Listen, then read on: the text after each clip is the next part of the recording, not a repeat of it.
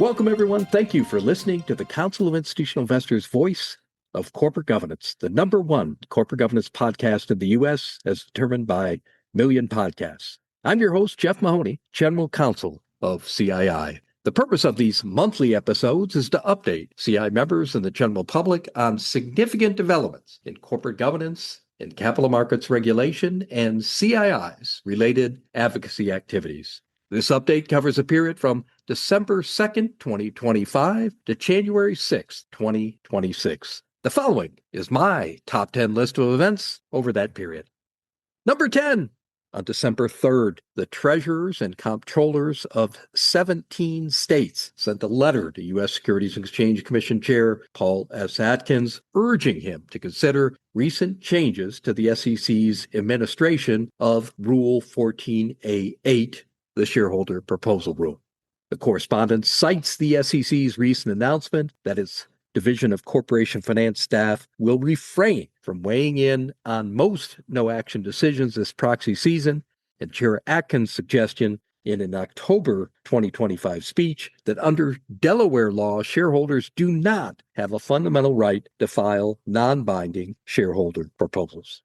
The letter states these changes would suppress shareholder governance, diminish corporate transparency and accountability, and create risks to profitability and reputation for companies, further undermining the confidence that has attracted global investors to American firms and markets.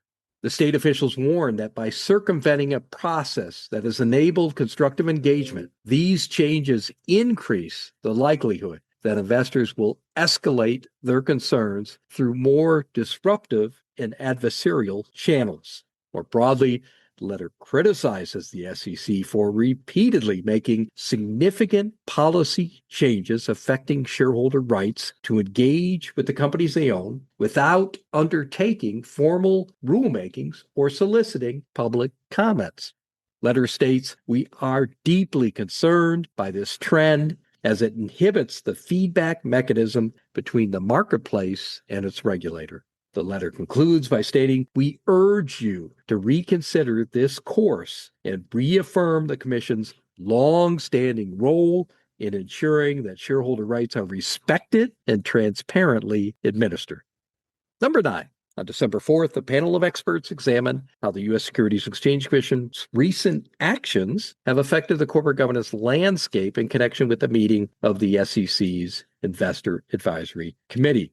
At that meeting, SEC Commissioners Hester M. Peirce and Carolyn A. Crenshaw opened the meeting by offering contrasting views of the Commission's recent actions. Commissioner Peirce stated that rules should provide avenues for shareholders to be heard when they speak to the mutual interests of the company and its shareholders writ large.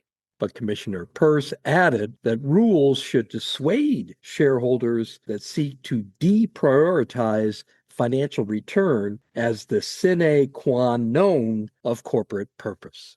Commissioner Peirce warned that giving those shareholders a soapbox could drive companies into the treacherous terrain of catering to shareholders' idiosyncratic objectives. Commissioner Crenshaw, on the other hand, said the SEC's actions in the following 5 areas represent a seismic shift in the corporate governance landscape. Those 5 areas were 1, shareholder proposals, 2, mandatory arbitration clauses, 3, the retail standing voting option, 4, 13D and 13G guidance affecting investors' engagements with companies, and 5, quarterly reporting requirements. Commissioner Crenshaw pointed out that none of these 5 changes were made through notice and comment rulemakings or included feedback from investors. Commissioner Crenshaw described all 5 of these SEC actions as lopsided toward management. Investor Advisory Committee panelist Nell Minow, Vice Chair of Value Edge Advisors, said most of the pushback from corporations that is prompting these SEC changes can be traced to the 2021 proxy fight at ExxonMobil, where engine number 1, a small investment firm, won 3 board seats. Ever since then, Minow said, corporations have been lobbying heavily for these changes to be implemented. 2 lawyers on the panel argued that Rule 14a-8 has been co-opted by a small group that targets big, well-known companies with an onslaught of environmental and social proposals. One of those lawyers, Brad Goldberg, partner and co-head of Cooley's corporate governance securities regulation practice, said the SEC changes will allow companies to focus more on governance. Elizabeth Bieber, partner and head of shareholder engagement and activism defense at Freshfields in New York, said shareholder proposals don't necessarily reflect the broader market. Bieber added that the support that shareholder proposals receive often is influenced by outside trends. It is not connected to financial materiality. James McRitchie, publisher of corpgov.net, and shareholder advocate John Coates, professor of law and economics and deputy dean at Harvard Law School, agree that the SEC should implement reforms to allow retail shareholders to be more involved. McRitchie urged the commission not to raise the thresholds for filing shareholder proposals so that only the very wealthy would qualify. Ritchie also suggested modernizing proxy voting to allow more retail investors to vote their shares directly. McRitchie explained that retail shareholders own approximately 30% of the U.S. equity markets, but cast only 10 to 15% of votes in corporate elections. Professor Coates agreed, recommending that the SEC survey retail investors about the issues they care about and then allow them to cast ballots on those issues. Bieber and panelist Severine Niervoort, Global Policy Director for the International Corporate Governance Network, agreed that the SEC's February 2025 guidance on submitting 13D and 13G filings has had a negative effect on shareholders' engagement with companies. Bieber said the guidance has moved engagement back a decade.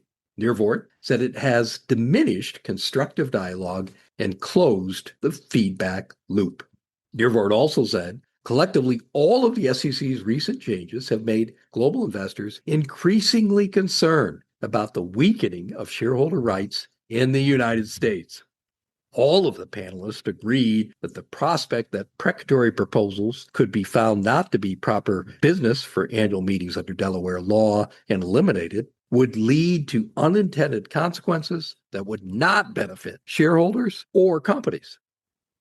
The panelists predicted that under these circumstances, shareholders would resort to filing binding shareholder proposals, voting against directors and say on pay, using universal proxy cards, and/or litigating. Professor Coates said the SEC's efforts to implement all of these changes without conducting rulemakings will ultimately backfire when they are challenged in court. Professor Coates said some of the things that don't look like rulemakings will be if they're challenged. Number 8, on November 29th, ranking member of the U.S. House of Representatives Financial Services Committee, Maxine Waters of California, sent a letter to the chair of the committee, French Hill of Arkansas. The letter urged Chair Hill to convene a hearing with U.S. Securities and Exchange Commission Chair Paul S. Atkins as soon as practicable when Congress returns from the holiday break.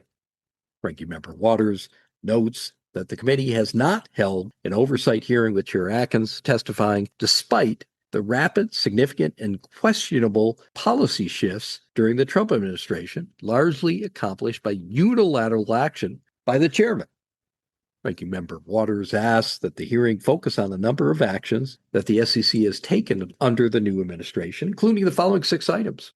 1, the November announcement that staff will largely cease issuing no-action responses for shareholder proposal exclusions, and the policy statement that allows companies to bind shareholders to mandatory arbitration clauses. 2, it's eschewing of notice and comment rulemaking in favor of staff comments and extending the compliance dates of commission rules. 3 is Spring 2025 Regulatory Flexibility Agenda, which details the Commission's consideration of rollbacks to the universe of companies that must register with the SEC, reductions in disclosures to investors, and the expansion of risky private assets available to America's saving for retirement. 4 is decision to end its defense of the climate-related disclosure rules finalized under the prior commission after earlier seeking to pause litigation to reassess the rules. 5, Chair Atkins' statement that the SEC is fast-tracking a proposal to reduce the frequency of corporate reporting. And 6, its leadership changes at and oversight posture toward the Public Company Accounting Oversight Board. Number 7.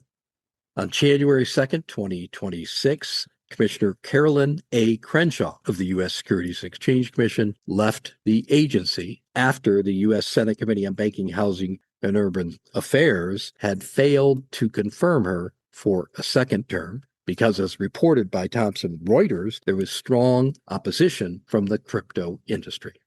With Commissioner Crenshaw's departure, there will be no Democrat-appointed commissioners remaining on the commission, leaving only the chair and two commissioners who occupy Republican seats. The U.S. president is responsible for appointing members of the commission, and the president's party typically holds the majority of the seats at the five-member commission. Commission terms last 5 years and are staggered, so one commissioner's term ends on June 5th of each year. The commissioners can continue to serve up to 18 months after their terms expire if they are not replaced before then.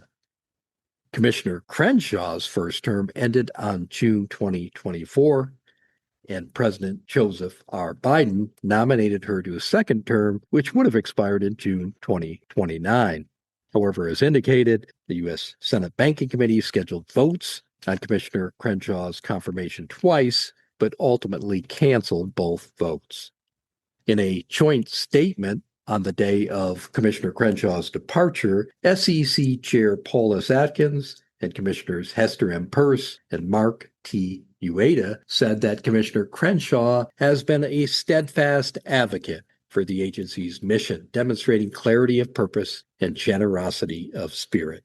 They added that Commissioner Crenshaw has listened carefully, engaged substantively, and approached every day with the purpose of safeguarding investors and strengthening our markets.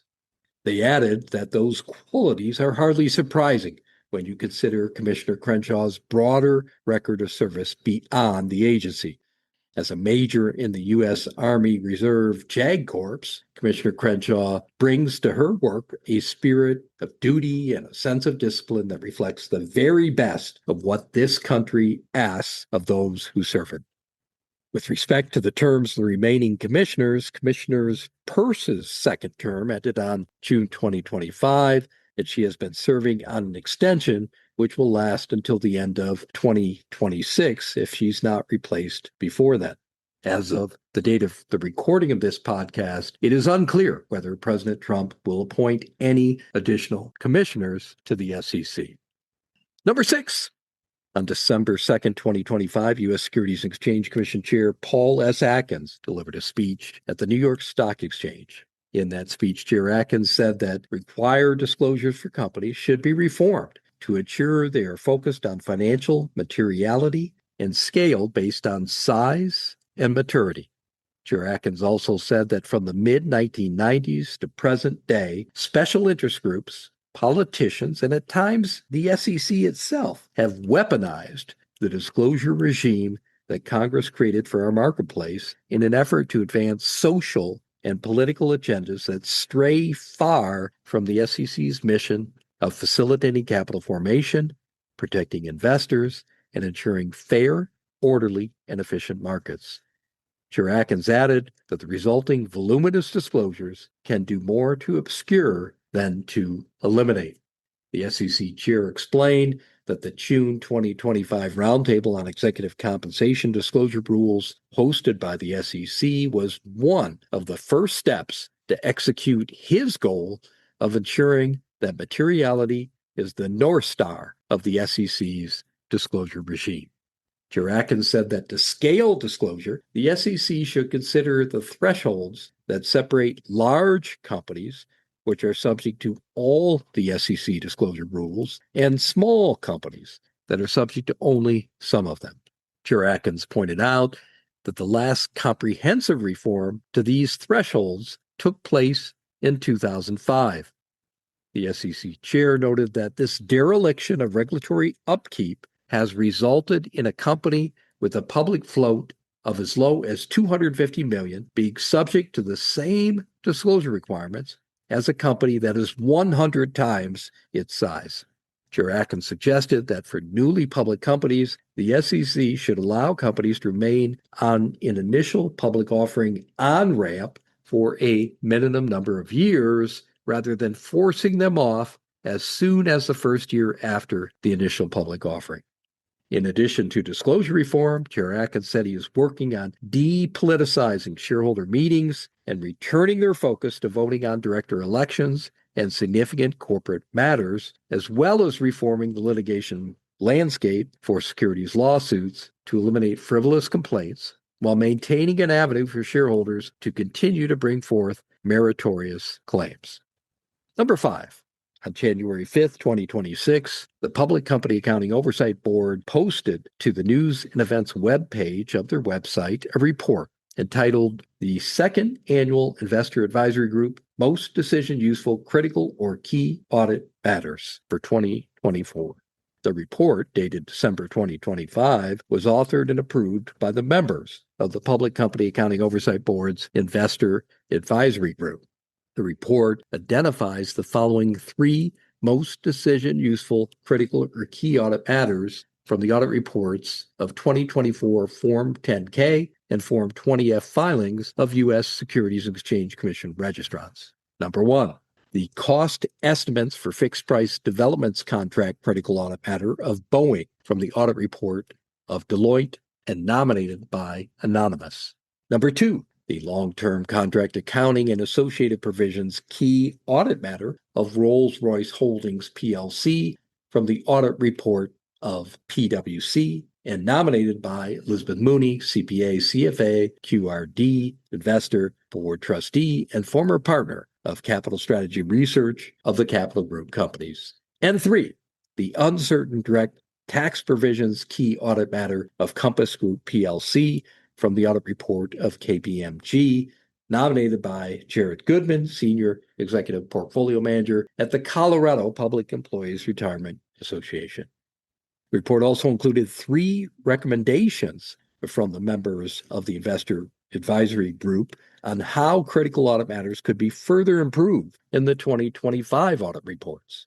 1, the critical audit matters should include more information about what the auditor found. 2, critical audit matters should more frequently include non-routine matters. And 3, the number of critical audit matters disclosed should be increased.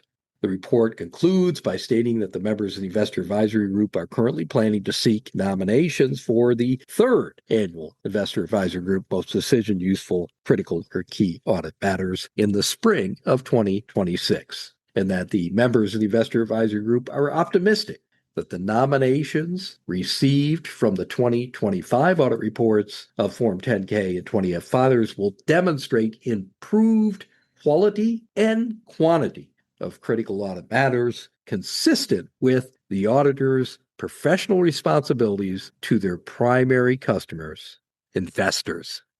The report acknowledges the Council of Institutional Investors legal analyst intern, Jerry Lee, editor Rosemary Lally, and research assistant intern Victor Elie for their invaluable contributions to the development, approval, and issuance of the report.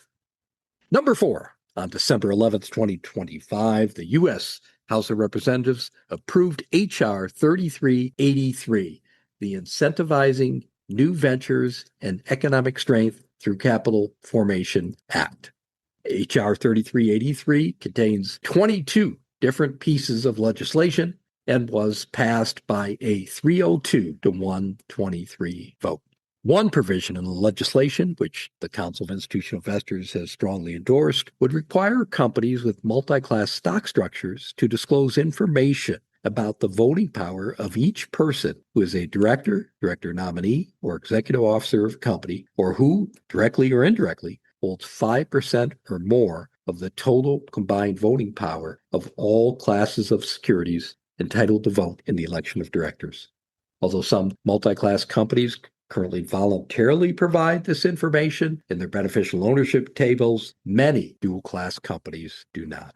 6 other provisions of interest to institutional investors in H.R. 3383 include 1, a provision that doubles the investor cap for qualifying venture capital funds to 500 from 250 people and raise their capital limit to $50 million from the current $10 million.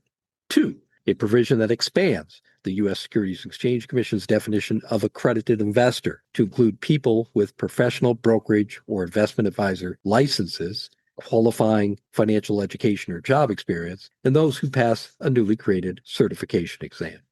3, a provision that allows 403B retirement plans used largely by teachers and nonprofit employees to invest in the same products as 401k plans.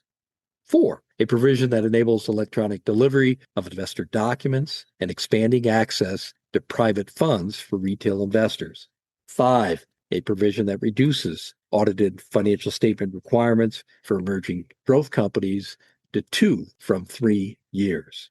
And 6, a provision that directs the Government Accountability Office to study initial public offering costs for small and mid-sized companies. As of the date of the recording of this podcast, it is unclear when, if ever, H.R. 3383 will be voted on in the U.S. Senate. Number 3. On December 11, 2025, President Donald J. Trump issued an executive order directing the chairman of the U.S. Securities and Exchange Commission to consider revising or rescinding all regulations, guidance, bulletins, and memoranda related to proxy advisors and shareholder proposals. Most of the premises that the executive order uses to justify more regulation of proxy advisors have been refuted repeatedly by the Counsel of Institutional Investors. In the description of the purpose of the order, the president says that institutional shareholder services and Glass Lewis regularly use their substantial power to advance and prioritize radically politically motivated agendas like diversity, equity, inclusion, and environmental, social, and governance, even though investor returns should be the only priority.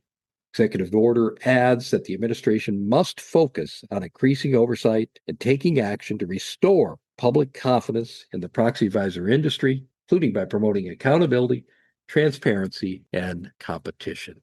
CII's July 2025 issue brief on proxy advisors explains that advisors' vote recommendations on different issues are reflective of the interests and preferences of their investor clients, which are determined by annual benchmark policy surveys.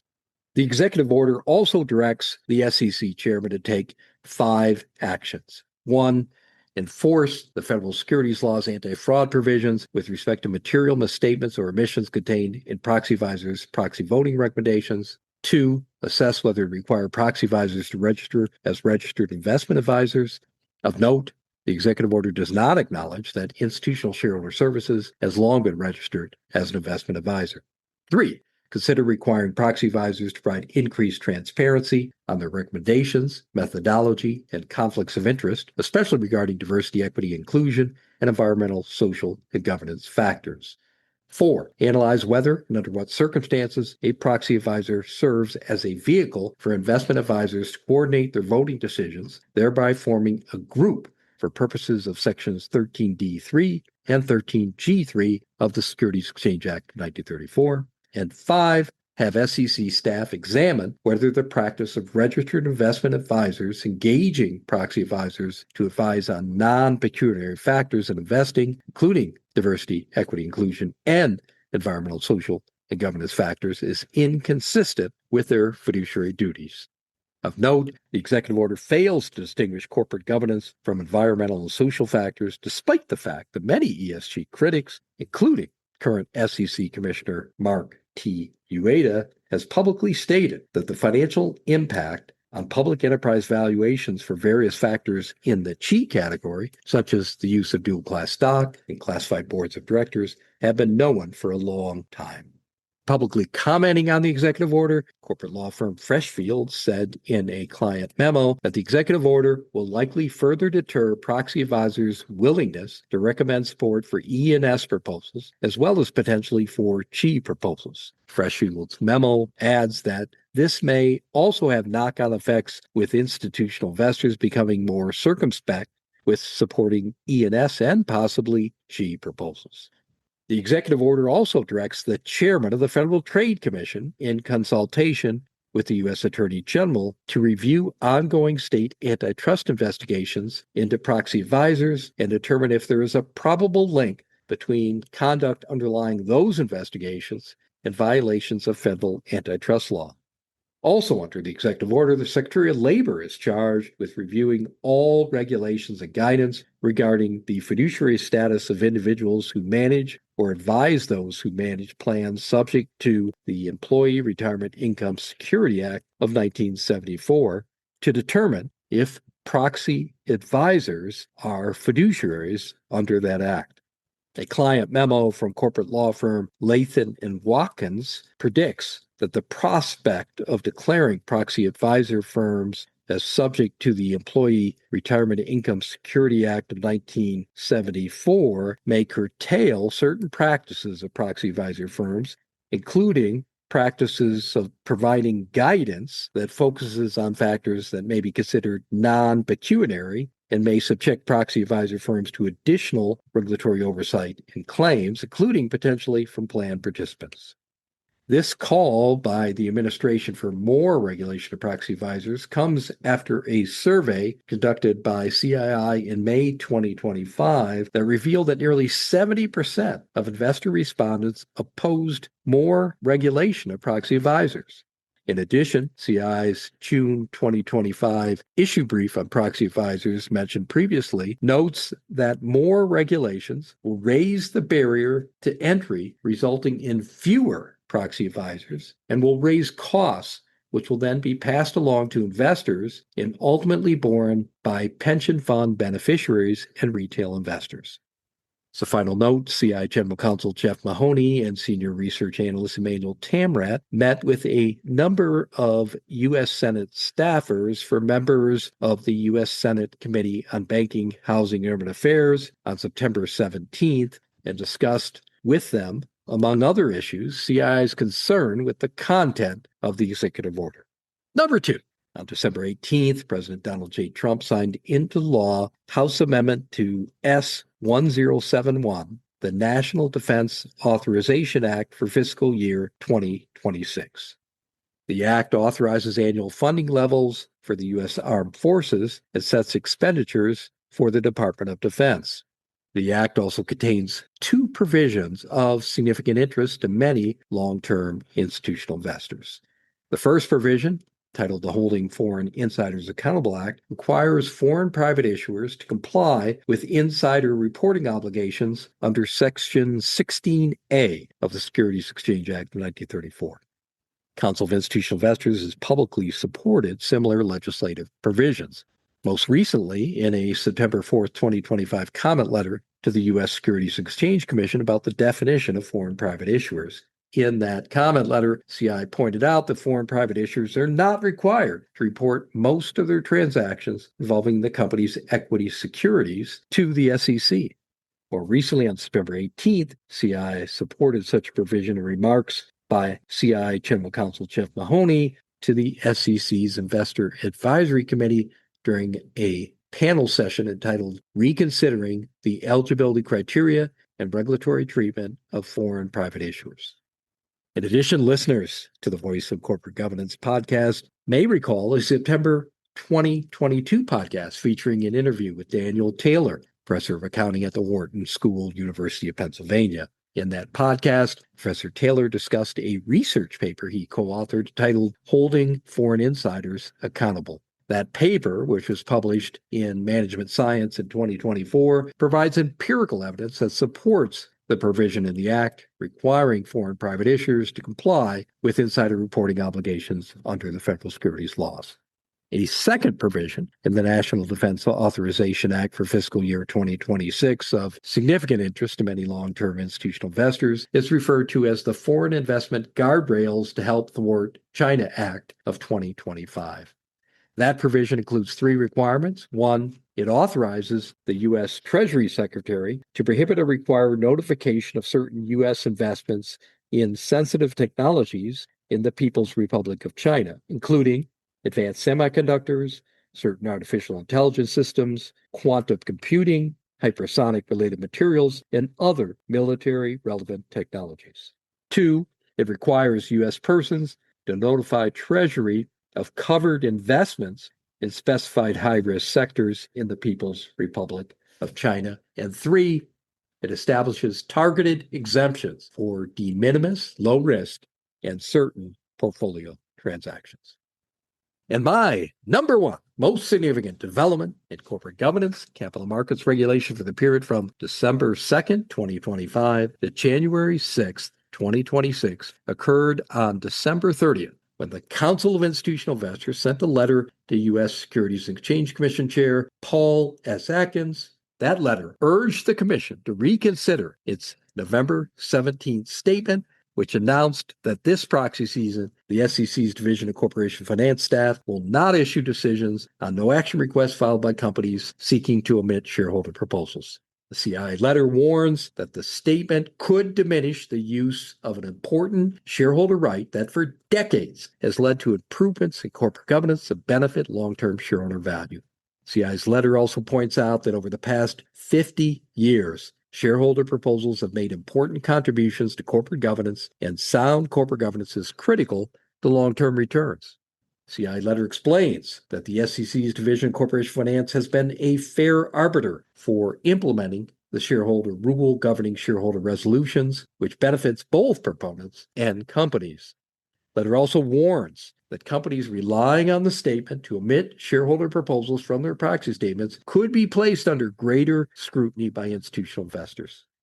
Furthermore, this increased scrutiny could lead investors to hold these firms accountable through vote no campaigns or litigation. CII's letter adds that, thus, rather than alleviating pressure on corporate boards, the statement could result in greater board-level instability through unnecessarily increasing companies' reputational or legal risks. CII letter urges the SEC to reconsider and reverse the statement as soon as practicable, but not later than the end of this proxy season.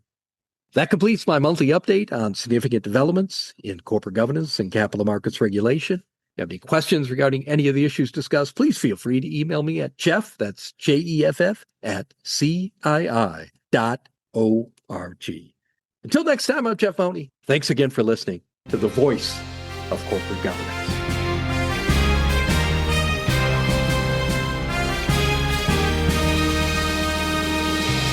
Thank you for listening to this episode of The Voice of Corporate Governance, brought to you by the Council of Institutional Investors.